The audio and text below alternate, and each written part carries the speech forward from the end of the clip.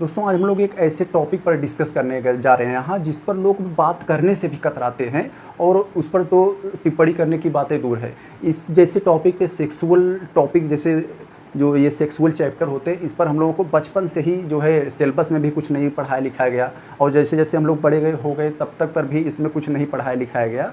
इसलिए हम लोगों की जानकारी आधी अधूरी रहती है, और हम लोग कहीं भी इस तरह के मुद्दा अगर उठता है तो हम लोग इस पर बात करने से कतराते हैं और हम लोगों की जानकारियाँ जो है आधी अधूरी रह जाती हैं। जो हाल ही में इसमें बहुत ज़्यादा चर्चा खबरों में बना हुआ है वैवाहिक बलात्कार, तो हम लोग यहाँ ये देखेंगे खबरों में क्यों बना है, और इसके बाद ये देखेंगे क्या है वैवाहिक बलात्कार, क्या है बलात्कार और वैवाहिक बलात्कार में अंतर क्या होता है। इस पर हम लोग बहुत ही धैर्यतापूर्वक हम लोग समझेंगे, आराम आराम से सब कुछ समझते हैं टॉपिक।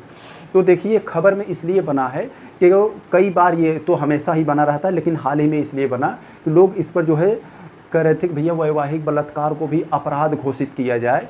तो अब हम लोग क्या कहते हैं कि ये जो दिल्ली हाई कोर्ट में इस पर जो है विचार नहीं किया और इसको खारिज कर दिया। क्यों खारिज कर दिया, अभी हम लोग इस पर आते हैं। तो सबसे पहले हम ये समझ लेते हैं कि वैवाहिक बलात्कार क्या होता है और वैवाहिक बलात्कार क्या है। तो सबसे पहले हम लोग देखेंगे कि देखिए 1860 में जब इंडियन पीनल कोड बना था, यानी भारतीय दंड संहिता बनी थी। भारतीय दंड संहिता क्या है, जिस प्रकार संविधान में ये लिखा गया है कि देश चलाने की पूरी प्रक्रिया को लिखा गया है, इसी प्रकार ये इंडियन पीनल कोड में किस अपराध के लिए कौन सी सज़ा दी जाएगी वो इसमें लिखा गया है। तो इसी में भी एक और बात लिखा गया है धारा 375 में रेप को परिभाषित किया गया है। किसको, ये रेप को यानी बलात्कार को इसमें परिभाषित किया गया है। कहा गया है क्या कि यदि कोई भी पुरुष किसी महिला के सहमति के बिना जोर ज़बरदस्ती तरीके से उसके साथ सेक्सुअल रिलेशन बनाता है तो इसे जो है रेप कहा जाएगा, यानी बलात्कार कहा जाएगा। और फिर उसमें अपवाद जोड़ दिया गया। अपवाद क्या था, अपवाद नंबर 2 में ये कहा गया था कि पति को छोड़कर, यानी पति चाहे जोर ज़बरदस्ती तरीके से बनाए चाहे जैसे बनाए, ये पति पर अपराध लागू नहीं होगा।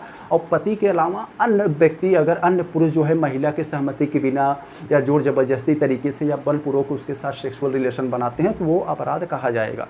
तो ये हो गया। तो हम लोगों ने ये रेप को समझ लिया। रेप क्या है, महिला की सहमति के बिना कोई पुरुष जो है जोर ज़बरदस्ती तरीके से महिला के साथ सेक्सुअल रिलेशन बनाता है तो वो बलात्कार है। तो वैवाहिक बलात्कार क्या है, यही जब पति पर लागू हो जाए, यही जब पति पर लागू हो जाता है, यानी जब कोई जो है पति है अपनी पत्नी के मर्जी के खिलाफ बलपूर्वक उसके साथ सेक्सुअल रिलेशन बनाता है तो इसे वैवाहिक बलात्कार कहा जाता है। और इसी को सज़ा, अब इसी को अपराध घोषित करने के लिए सब लोग इसके पक्ष में हैं कि इसको भी अपराध घोषित किया जाए। अगर कोई भी महिला जाके ये शिकायत कर दे थाने में कि इसको हमारे साथ इन्होंने जोर ज़बरदस्ती किया, हमारे मर्जी के खिलाफ हमसे जो है सेक्सुअल रिलेशन बनाए, बलपूर्वक बनाए, तो इसको भी जो है सज़ा का प्रावधान मिलेगा। जो बलात्कारी को सज़ा मिल रहा था वही सज़ा पति को भी मिलेगा।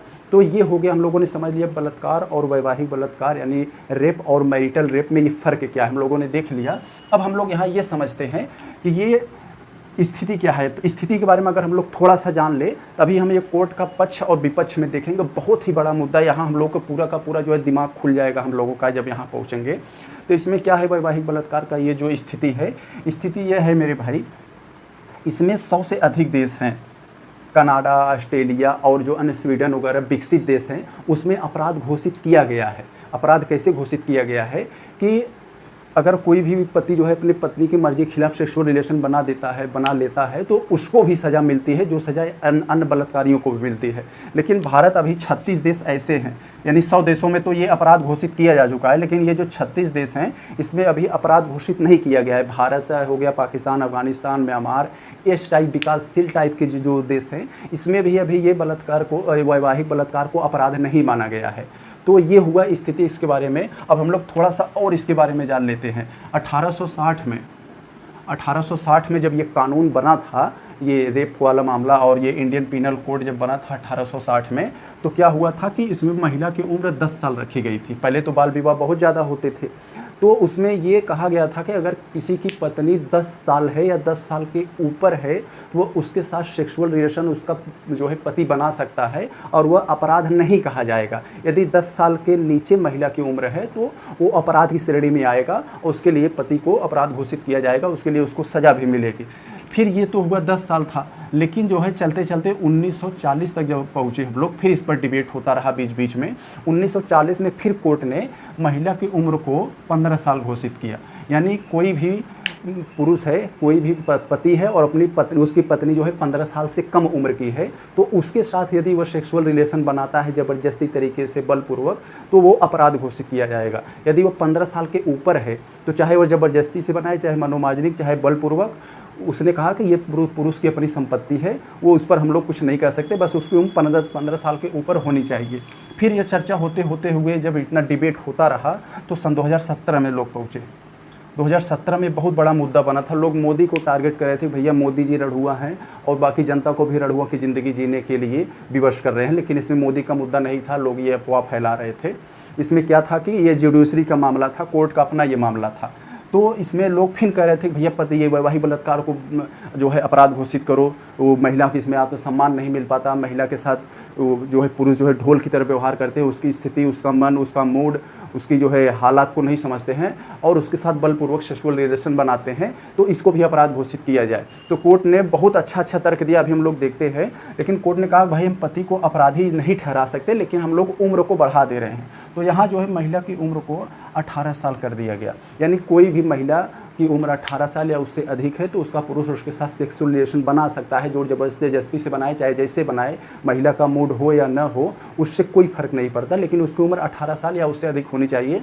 अगर 18 साल से कम है तो वो अपराध घोषित किया जा सकता है। यहाँ तक तो सन 2017 का मुद्दा था। अब कोर्ट ने इसको जो है, जो इसके पक्ष में थे कि अपराध घोषित किया जाना चाहिए, ये वैवाहिक बलात्कार को भी जो है अपराध घोषित किया जाए और पति को सज़ा दिलवाया जाए। यानी क्या उनका कहने का मतलब था, ये जो अपवाद इंडियन पिनल कोड में अपवाद 2 है, अपवाद 2 जो कहता है कि पति के लिए नहीं है, अगर जो ज़बरदस्ती तरीके से पति अगर सेक्सुअल रिलेशन बनाता है तो ये पति पर लागू नहीं होगा। यही अपवाद 2 को ये लोग खारिज करने के लिए कर रहे हैं, भैया इसे ख़त्म कर दिया जाए, जो अंग्रेज़ों के ज़माने से है, इसे अगर ख़त्म कर देंगे तो वैवाहिक बलात्कार को भी अपराध घोषित किया जा सकता है। ये अपराध घोषित किया जाने से होगा क्या कि महिला का मूड है उस समय की नहीं है, महिला की तबीयत कैसी है और महिला की स्थिति कैसी है, इन सभी को जो है पुरुष जो है समझ नहीं पाते और महिला के साथ जोर ज़बरदस्ती तरीके से बलपूर्वक उसके साथ उसका शोषण करते हैं और उसकी जो है स्थिति बिगड़ती जाती है। महिला अपना आत्मसम्मान का निर्णय नहीं ले पाती, जो अनुच्छेद 21 में कहा गया है कि आत्मसम्मान पूर्वक ज़िंदगी जीने का, आत्मनिर्णय लेने के जो है अपने ज़िंदगी के फैसले का, उसका जो है उल्लंघन होता है। पति जो है ये पूरा अधिकार, महिला का पूरा अधिकार, अपने जीवन का पूरा अधिकार जो है इस पर पुरुष छीन लेते हैं और महिला जो है मात्र एक ढाल बनकर रह जाती है। पुरुष जैसे चाहते हैं उस तरह से महिला के साथ बिहेव करते हैं और महिला अपने ज़िंदगी का, अपने लाइफ का खुद नहीं फैसला ले पाती कि ये हमारी लाइफ है, हम फैसला लेंगे। तो अगर ये अपराध घोषित किया जा सकता है तो महिला का मूड होगा, महिला का अगर स्थिति ठीक होगी, उसका अगर मन करेगा तो उसके साथ सेक्सुअल रिलेशन बनाएगी, नहीं तो नहीं बनाएगी। ये था पक्ष में तर्क, जो इसके पक्ष में तर्क दे रहे थे। अब विपक्ष में यानी कोर्ट ने क्या कहा और बाकी और विपक्ष वाले ने क्या कहा कि भैया अगर आप कैसे सिद्ध करोगे कि ये मनोमार्जनिक हुआ था, कि जोर जबरदस्ती तरीके से उनके बीच सेक्सुअल रिलेशन हुआ था, तो आप सीसीटीवी कैमरा लगाओगे उनके बेडरूम में? तो लोगों ने कहा नहीं भाई, सीसीटीवी कैमरा नहीं, पत्नी आके बताएगी कोर्ट में ना, गवाही देगी। तो लोगों ने कहा कि पत्नी तो झूठा भी कह सकती है, कोई किसी तरह का खटास हुआ तो आके झूठा भी बता सकती है, बयान दे सकती है कि हमारे साथ जिन्होंने जोर ज़बरदस्ती तरीके से जो है हमारा सेक्सुअल रिलेशन किया, ये हुआ। तो लोगों ने कहा कि ये झूठ भी तो कह सकती है। तो लोगों ने कहा नहीं, झूठ कैसे कहेगी। और मान लीजिए अगर कोर्ट ने कहा, अगर मान लीजिए किसी तरीके से महिला ने ये सिद्ध कर दिया कि पति ने जोर ज़बरदस्ती तरीके से ही किया था, तो पति को थाना बंद करके लात घूसा मारा जाएगा और फिर उसके बाद जो है उसे जेल हो जाएगी। क्या जब जेल से छूट के आएगा तो उस महिला को अपनाएगा? नहीं अपनाएगा ना। तो क्या होगा, उस महिला के बीच में, पति के बीच में ये दूरियां पैदा होंगी और इसमें बहुत बड़ी मात्रा में तलाक होंगे, जिससे कि महिलाओं की स्थिति और बिगड़ जाएगी। और मान लीजिए कोई बच्चा है तो कहाँ लेकर महिला जो है पता नहीं कितना दरवाज़ा पर पहुँचेगी, यहाँ जाएगी, वहाँ से छूट जाएगी, ऐसे छूट जाएगी। अगर इसको हम लोग घर तक ही सीमित रहने दें, यानी घर पर उनका मामला है, 1-2 दिन में वो अपना समझ लेंगे क्या है क्या नहीं है। आजकल के लोग पढ़े लिखे हैं, जागरूक हो रहे हैं, इसके लिए हमें जागरूकता फैलानी चाहिए, क्योंकि हम लोग इसे जो है खारिज नहीं कर सकते। हम लोग इसे अपराध घोषित कर देंगे तो बड़ी मात्रा में तलाक होंगे और जो विवाह नाम की जो संस्था है ये चरमरा कर ढह जाएगी। इस पर जो है बहुत ज़्यादा जो है और हमें जो है व्यवस्था जो है बिगड़ जाएगी ये।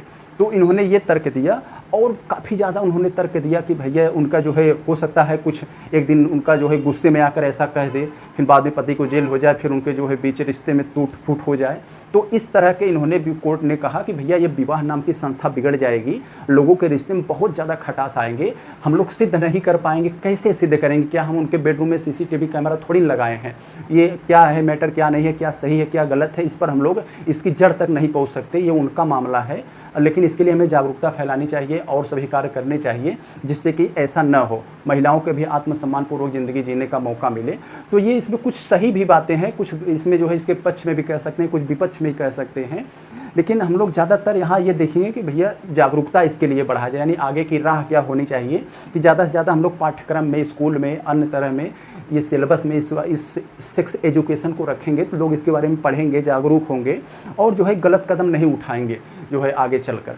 तो इसके लिए और हमें जागरूकता चलाना चाहिए, जन अभियान चलाना चाहिए और कोई अच्छी योजना हो, इसके बारे में कोई जो है अच्छी नीति हो तो ये बनाकर लागू किया जाए, जिससे कि ये देश हित के लिए एक लाभ है और एक जो है सकारात्मक संदेश मिले देश को और लोग इस तरह से जो है इस तरह की जो लोगों के अंदर भावनाएं हैं उससे थोड़ा सा लोग ऊपर उठें।